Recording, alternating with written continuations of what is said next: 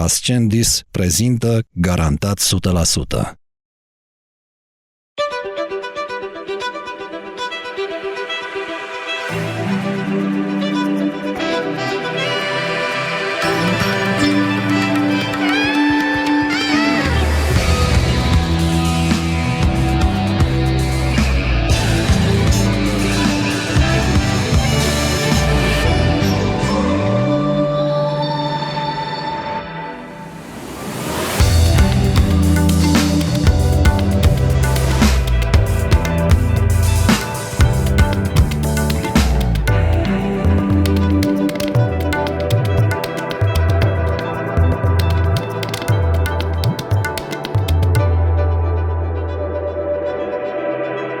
Dr. Spitzer, hello. Thank you so much for being back to Romania and for being the guest of our show. It's a privilege to meet you again. Well, thanks for having me.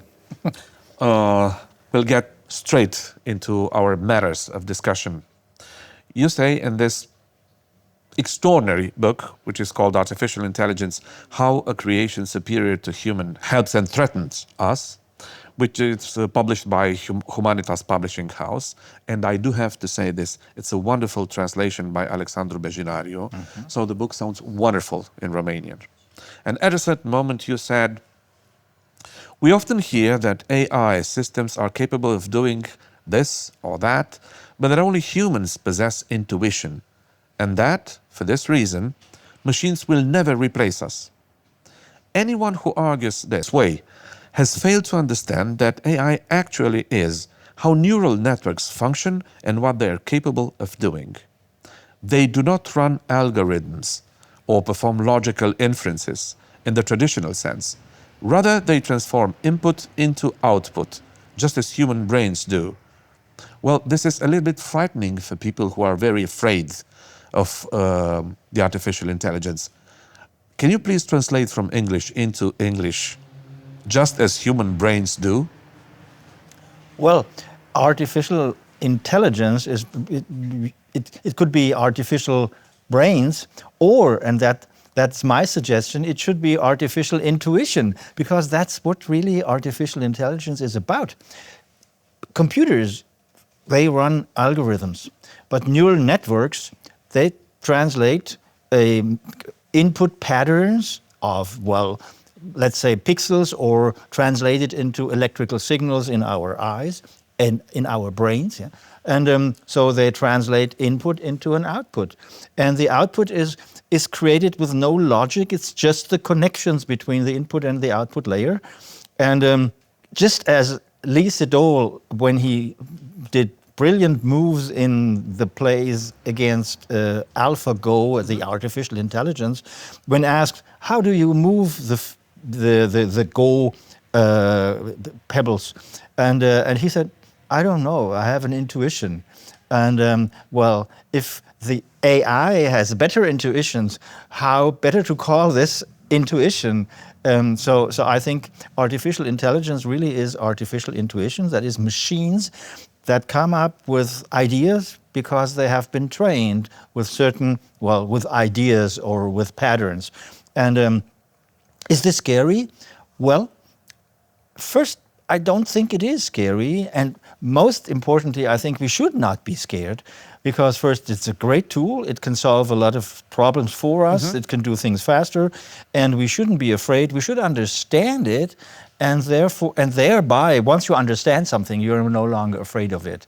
So, and this is what my book was intended to do, because many people talked about artificial intelligence when I wrote it, and I discovered they have no clue what it is. And so I thought I have to explain what it is and then tell a bit what it can do, and then also what possible dangers are. Mm-hmm. So, and in fact, I must say, the last 3 years, what happened makes me thinking about writing another book on the dark side of artificial intelligence, because that came about ever more impressively during the last couple of years. When you chose your title of the book, when you said artificial intelligence, how a creation superior to humans helps and threatens us, have you ever thought that the title is a hard one when you say how a creation superior to humans? Well, I think we just have to face the fact that artificial intelligence can do intelligent things that human beings are not capable of. And that was the board game Go was the first instantiation of that. There was a machine doing brighter moves than the brightest human who could do the moves.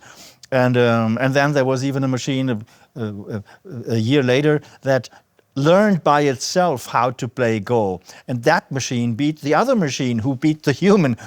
So this is a machine who learned it by itself. That was the AlphaZero That machine. was AlphaGo Zero, right. Yeah. So, and that machine beat, I mean, by far would outbeat human beings. So here are machines who are better than us. So can you please put a little bit of nuance here? We have a machine which is capable to learn by itself. Yes. By competing with itself. Yes. How is that possible? Well, it plays the game against itself, then determines which moves were going along with winning the game, and then changed the synapses that bring about these moves in the right direction, that is, in the direction of that move and not that move. Can we talk about synapses in the case of a machine?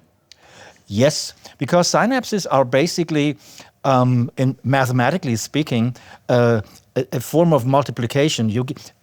Cells talk to each other by sending themselves signals, and that's known for a long time. But only, well, let's say 2 decades ago, it became clear that the point of this is that at every connection, the signal, which is always the same, it's either an impulse is coming or no signal is coming. So it's the same signal, but the signal is multiplied by a certain amount, so it's strengthened or weakened by the synapse.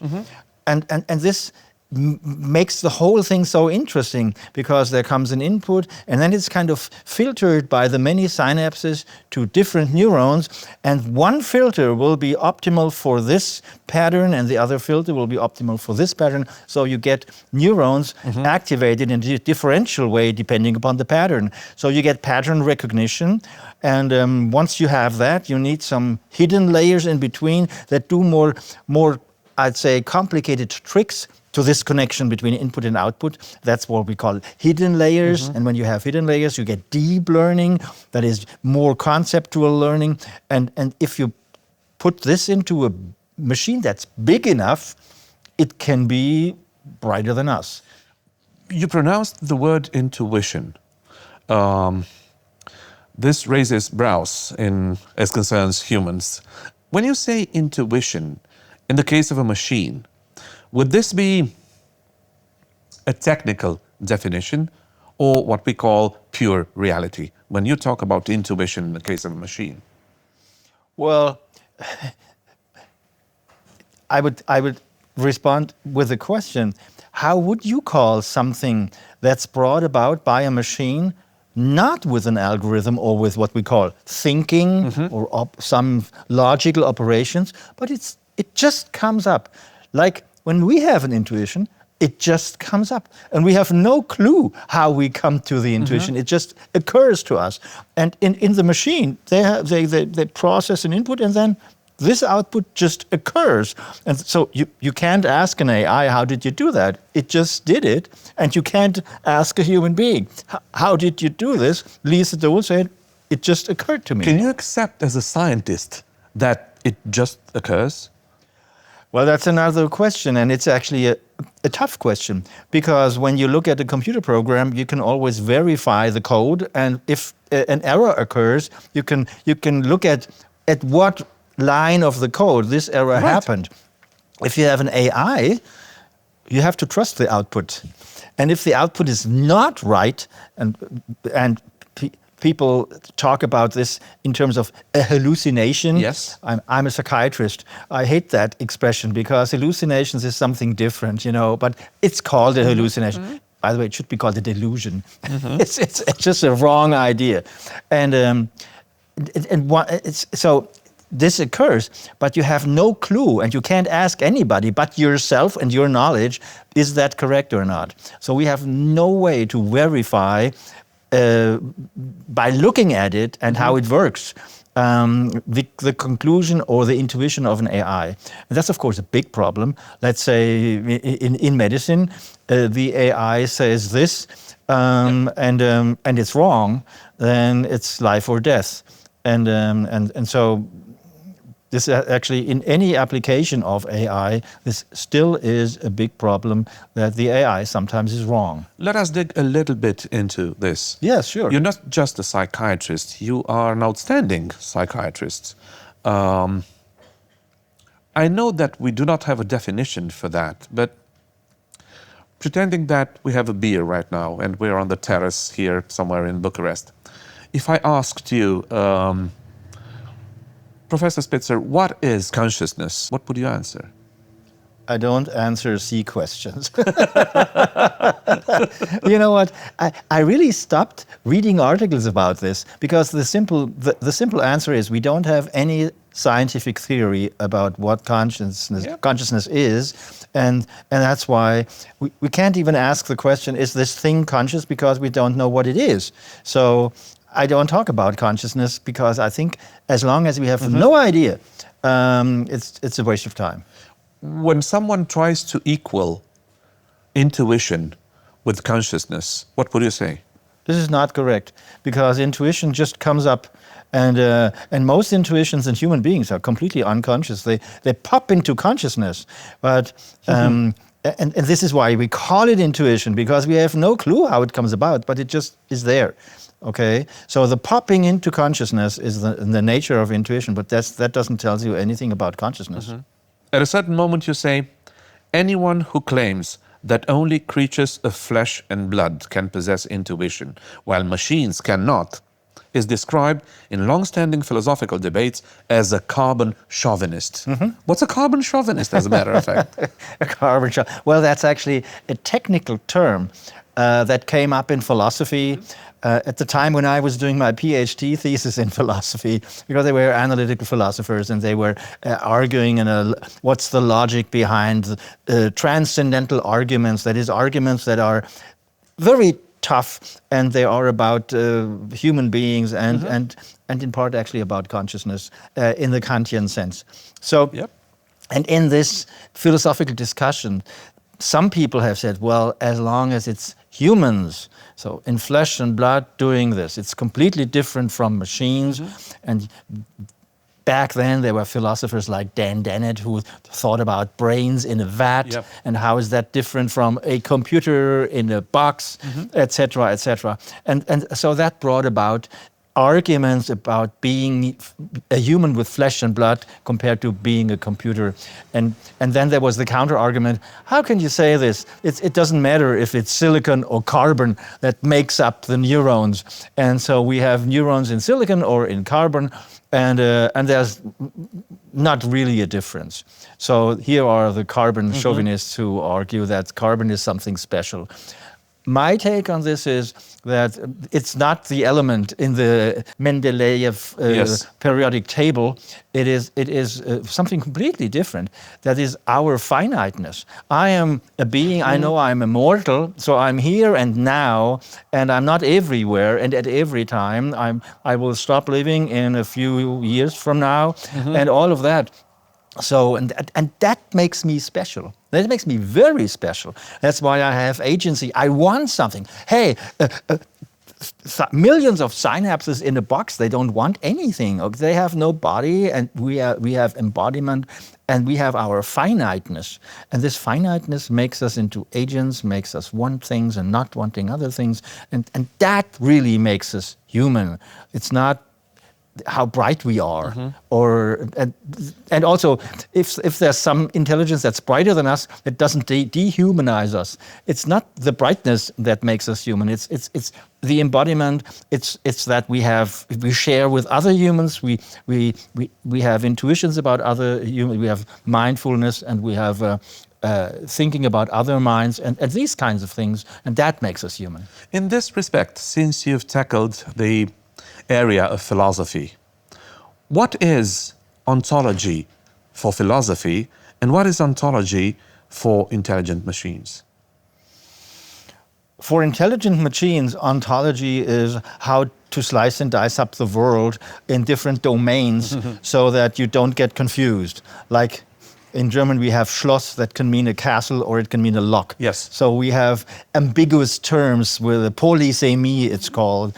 And in fact, there are German words that have 24 meanings.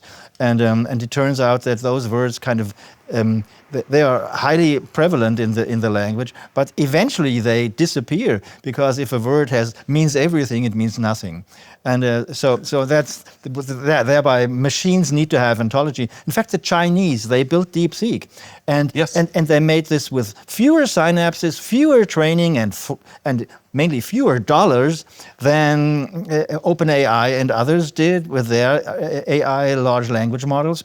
And the point of DeepSeek is they divided the world into 14 domains and trained 14 AIs with those 14 domains.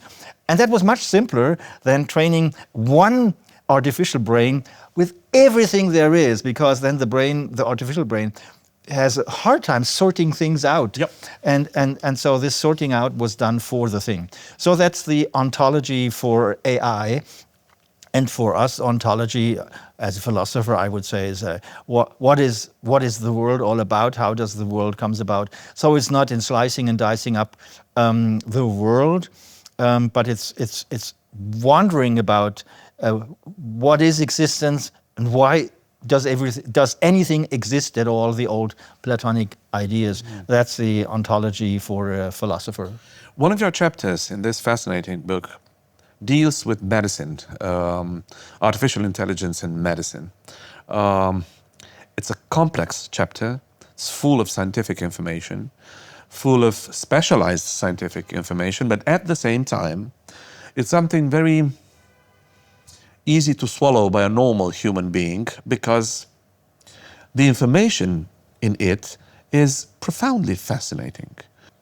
Machines can go wrong in medicine, but they can perform the unthinkable sometimes. How's that possible? Well, because AI can take into account many more facts can learn much more than a human being that is finite ever can. I mean, if a physician would live a million years, the physician could acquire a lot of experience with many, many patients, but we don't live as long. AI can take in so many cases. And in fact, the development in recent years with AI in medicine is this, that in medicine, we now perform every country worth, its money and being proud of itself as a scientific country now has a large-scale, long-term study on 100,000 or 1 million. In Romania, it's 10,000. I've learned this morning. That are gathered data upon and they are followed up. No human doctor could ever do anything with this kind of data. But once you have them, these data, there's huge data sets, you can use an AI. And then you find out weird things that a person with this condition and this strange condition and this other has a certain disorder in contrast to this and this and this. And so in the long run, we will learn a lot about the various interactions between our many genes and our different environments, and many associations and connections will be discovered. And that's going to help doctors in the future. So they will basically have your genome sequenced, because that's cheap by now. It came down to $500 or so from 5 billion 30 years ago. So everybody will have the genome, then you have the microbiome, you have other things on the database, and then the doctor will be guided by AI, ask these and these questions, then you come up with the diagnosis, and then the artificial intelligence will suggest a few diagnostic tests, and then will say, and the treatment is this. And we are certainly going to have that. So doctors using AI will be better doctors and faster doctors, but also better doctors than doctors not using AI. That's going to happen. And that, by the way, is the way it will work for many other domains. Experts won't be replaced by AI, but experts using AI will replace experts not using AI. That's going to happen. On one hand, this is what we gain from the artificial intelligence, but on the other hand, what we lose. You have very frightening considerations about what you call autonomous systems and swarms of autonomous systems in the military field. This goes far beyond talking about pros and cons in artificial intelligence. It's far beyond that. What do you think about that? Well, 3 years ago, the military was still discussing, well, we either win using AI because we are fast, or we keep the human in the loop, which is what we want, because warfare, after all, is a human action and it rests on human values and human decisions. And life or death should always be a human decision and not done by a machine. So the military was kind of weighing both options, and that was 3 years ago. Now the war you mentioned, and lately the Iran war that started, kind of make it clear that these considerations are now have been sorted out by reality, and we witness on a daily basis that autonomous weapons kill, and even worse, in the first hours of the U.S. Aggression on Iran, aims for bombing were selected by an AI, and among which was a warehouse for weapons, but that was in fact a school for girls. Oh yes, and that got destroyed with 200 lives lost. It was actually the biggest military incident on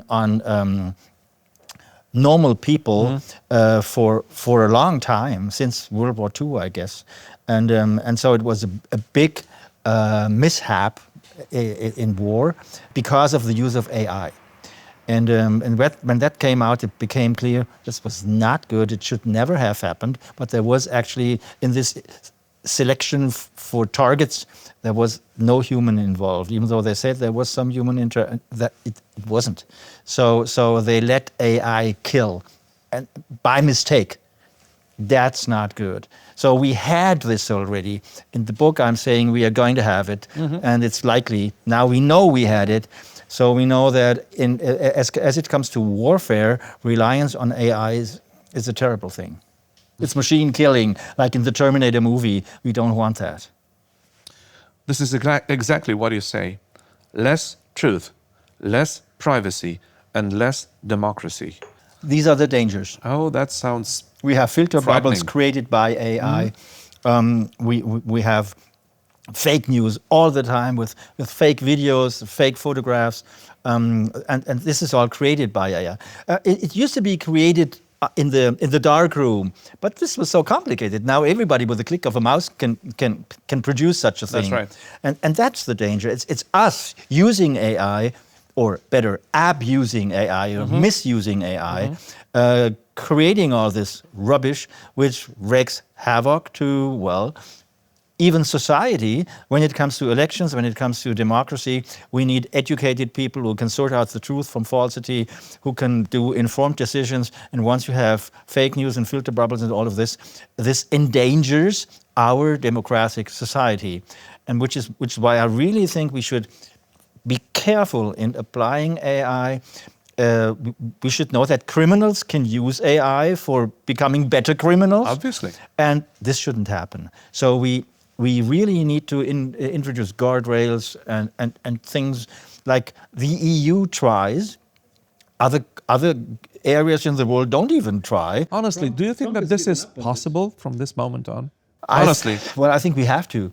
We should not worry about, is it possible? We should put it the other way around. It has to become true, so we have to work on this very hard to make it happen and not think about, is it possible or not? It has to be possible, it has to be done, it has to be real.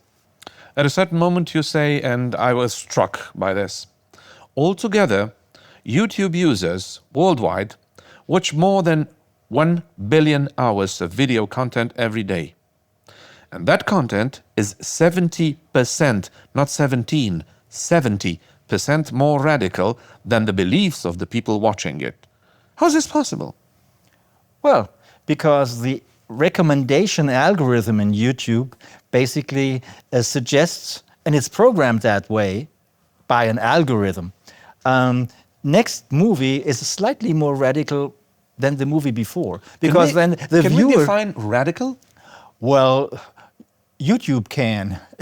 Okay. And because it can, it does. And the reason it does is that the idea is viewers go,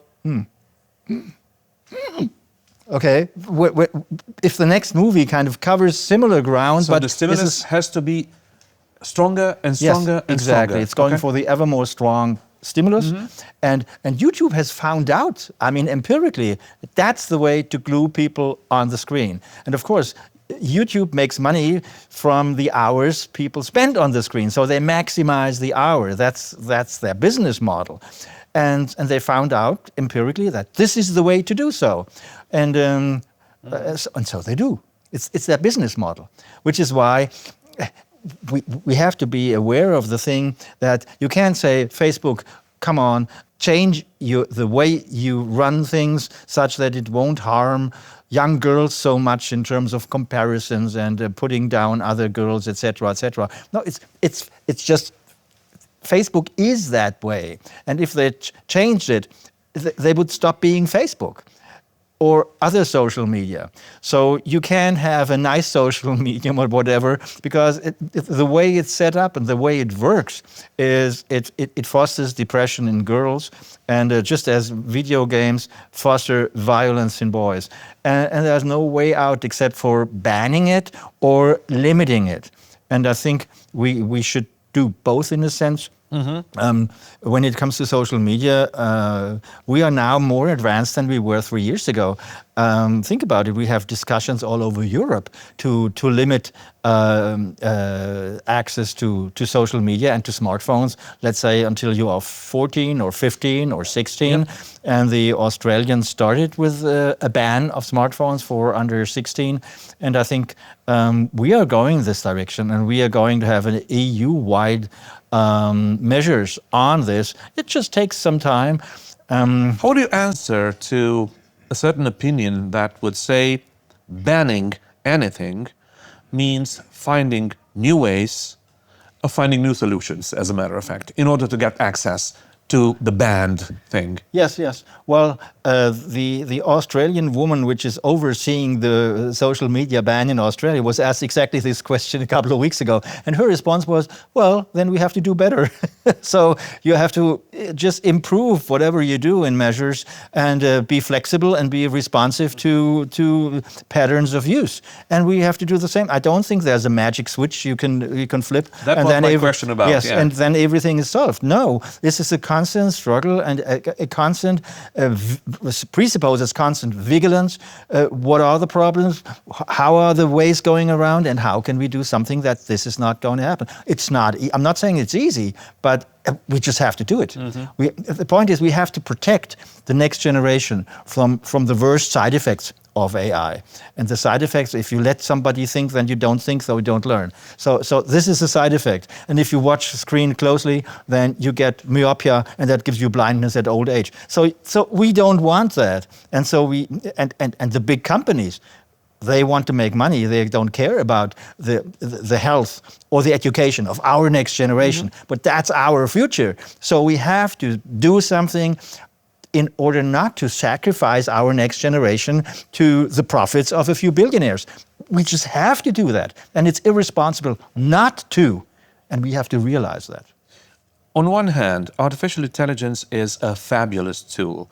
And when I say fabulous, is far less than I want to express. So it's more than a fabulous tool. But on the other hand, I would agree, yes. You say it brings prejudice, manipulation, loss of truth, and the disappearance of homework. Yes. How come? Well, given large language models, you can say write an essay on this, because the school children or the students, they will just have ChatGPT write the essay, and then professor who have to grade the essay will have ChatGPT grade the essay. Yeah. So you have ChatGPT writing and grading, so you can just get rid of essays, because there's no point in having AI do writing and grading. And this is, by the way, by now a fact. So American colleges have this structuring the human being. Well, I wouldn't go that far. It is destructuring, or it leads to a restructuring of the way college education is done.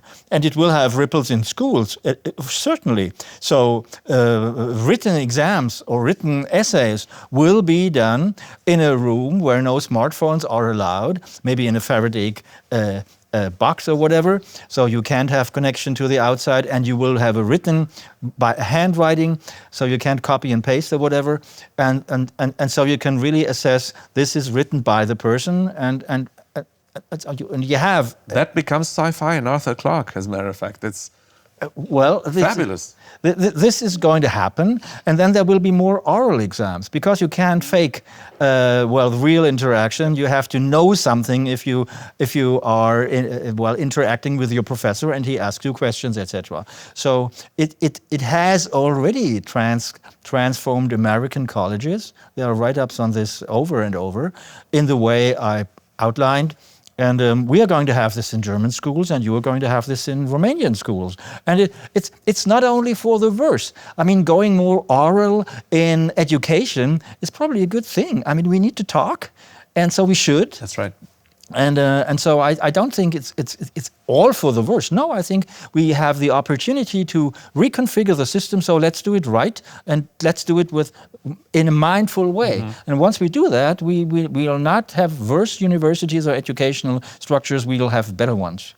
You also talk about something miraculous, I would say, when you talk about hermeneutics, and you say it's fascinating with the machines that they can interpret things and that they can practice hermeneutics in the essence of the meaning of hermeneutics. How is this possible? Well, hermeneutics is about understanding tiny bits with using a large background. Exactly. And getting the large background implies getting the tiny bits first, because there's no background. So you have to know the thing in order to think about the thing, or to talk about the thing. And in order to think, you have to know a lot of things. So it's called the hermeneutic circle, and then it depends upon whether you are an optimist or a pessimist. You can say it's completely circular. You never get out of it, so you never really know what's going on. Or you can call it a hermeneutic upward spiral. Mm-hmm. So in every turn of the circle, you're getting better in your understanding. So, as I say, depending upon whether you're an optimist or a pessimist, this is how it works. But AI does the same thing. It learns and learns better, and then it can interact in a better way, and that can be used to further learning. So it's a perfect model of hermeneutics, actually, in action. We live a time, there are people writing about this since the 50s and the 60s.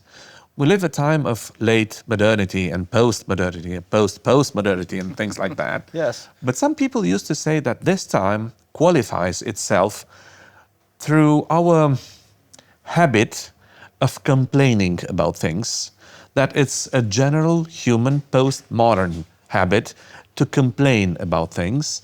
What would you say about that? Well, I would say I have the intuition to disagree. and that is not digital, it's a human intuition. It's my human intuition, yes. All this disappointment and disagreement and this disillusionment is kind of on the back of prospering humanity. Never ever lived as many healthy, bright people than right now. I mean, we know this. There are ever more people, and an ever bigger proportion is educated. So humanity has improved to a great extent, and we should realize that we have not ended famine, but there's much less famine than there was 20 years ago. There's more creative thinking, and there's a lot of good things going on in terms of human beings. And we should emphasize this, and what we need to do is, without anxiety and with a lot of creativity, use what we know now wisely, to to make it through the next couple of decades. It's not going to be easy, and given the wars and given our negligence on climate change that went to the back burner, we have other problems now to solve, and it shouldn't, because it will haunt us later. So we have to stay on course and have to be mindful of what we're doing. And if we do, the future looks good. Would you agree that with the progress of the artificial intelligence, we might meet a new social class? People who have the opportunity, the possibility, and the force to use artificial intelligence, and people illiterate from the point of view of the artificial intelligence who will become an inferior class? I hope not. And I think I can base this hope on the idea that artificial intelligence can be used by many people on different levels. So, well, everybody can use ChatGPT, but that's not a very bright thing to do. But AI will help people in this domain, people in this domain. They will have completely different problems and will have different AIs to use. But AI will be helpful for various experts, and there are many non-experts, and for them AI will be some fun and some things will be done easier, etc. And then we have domains where we shouldn't use AI, and that is education, because you need to think for yourselves to get brighter. So I think if we do the application of AI cleverly, this is not going to happen. Would you agree that AI eats a lot of energy? Yes. And that's a problem. In fact, the big companies, they want to build nuclear power plants to get the energy. But as a neuroscientist, I can tell you that the brain, given its capacity, uses very little energy, a few watts, compared to a data center, okay? So my hope is that we are finding ways to implement our brains in a better way than today's AI.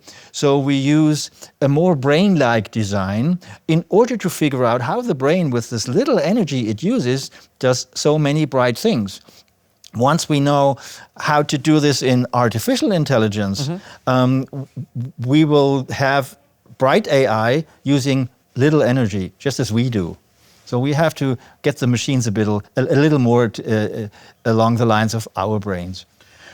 Professor Spitzer, can I ask you something very personal? Sure. Late in the evenings, when you are not a doctor, when you are not a professor, when you are the citizen, Manfred Spitzer, what are you thinking about when you think about artificial intelligence? But first of all, I think of other things late in the evening, hopefully. When it comes about that. Yes, that's a tough question. I'm personally, I try to keep up with what's going on.